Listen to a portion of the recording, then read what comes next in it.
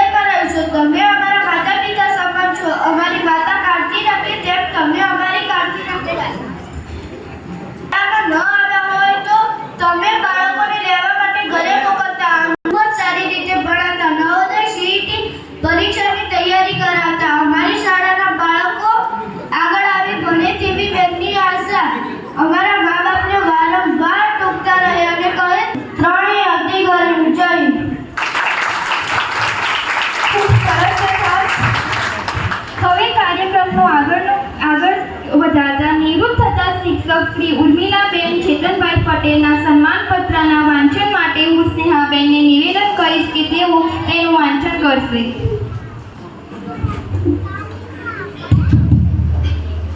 नमस्कार। अत्र उपस्थित शाळा तालुका जिल्हा अरवली श्रीमती उर्मिलाबेन मोहनभाई पटेल मुख्य शिक्षक श्री નું સન્માન પત્ર।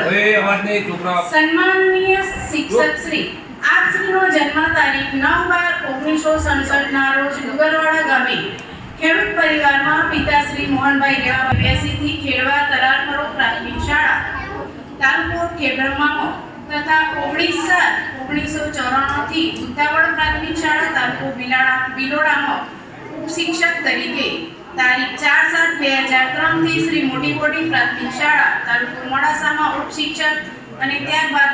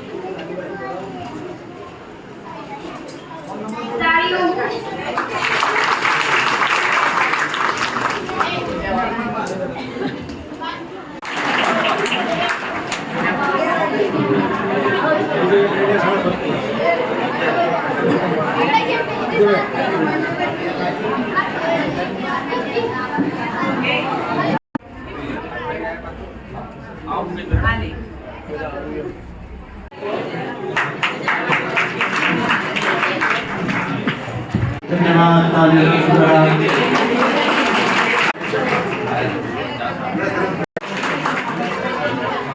આવ્યો ત્યારબાદ ઉર્મિલાબેન જોડે મળવાનું થાય મીટિંગમાં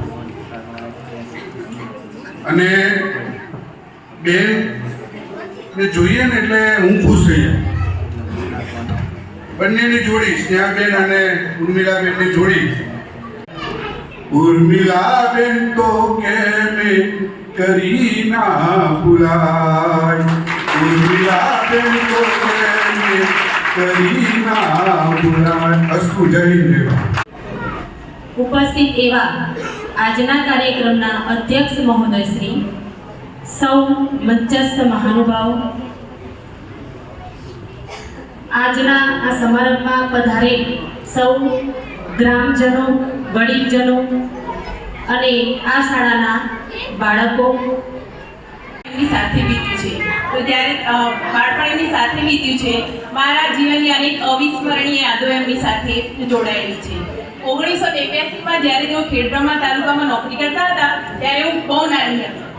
એમની સાથે પહેલાં તો પરીક્ષાઓ પૂરી થઈ જાય એટલે મામાના ઘરે રહેવા જઈએ.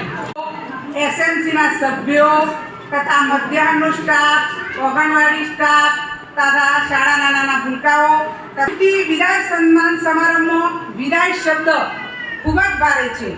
વિદાય શબ્દથી શરીરના રૂવાટા પણ ઊભા થઈ જાય છે. મૃત્યુ પામેલાને પણ આપણે વિદાય શબ્દ પણ કહીએ છીએ. દુઃખ કે સુખ પ્રસંગ એ મારા માટે આજે પ્રશ્ન છે. ગતિ પ્રગતિ માટે વિદાય આવે જ જાય છે.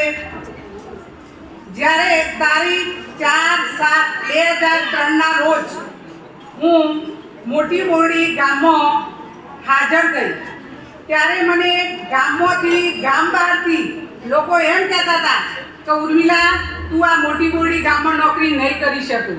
મેં કીધું. પછી એ બધા ભાઈઓ પણ ગણપતભાઈ, સમરથભાઈ બધા આજુબાજુ ઘરવાળા અંદર આવ્યા તો તું મોહન કાકાની દીકરી છે, તમને ઓળખતી હશે.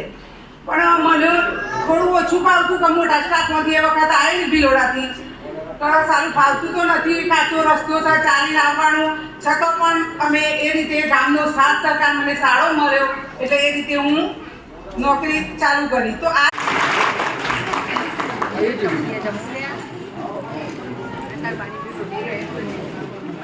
પછી એ બધા ભાઈઓ પણ ગણપતભાઈ, સમરથભાઈ બધા આજુબાજુ ઘરવાળા અંદર આવ્યા તો તું મોહન કાકાની દીકરી છે, તમને ઓળખતી હશે.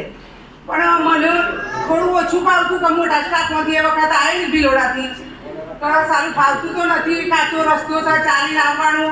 છતાં પણ અમે એ રીતે ગામનો સાથ સહકાર મને સારો મળ્યો એટલે એ રીતે હું નોકરી ચાલુ કરી. તો આ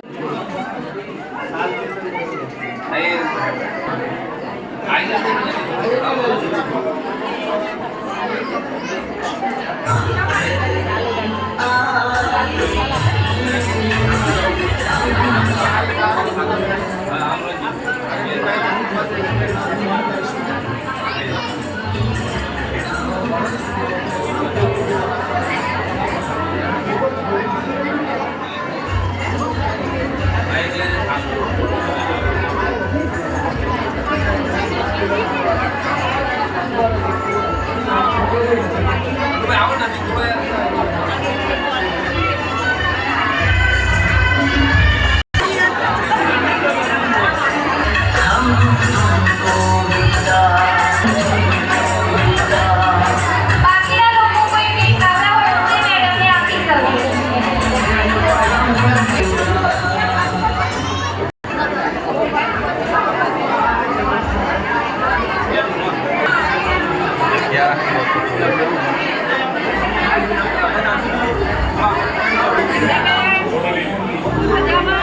હા મજા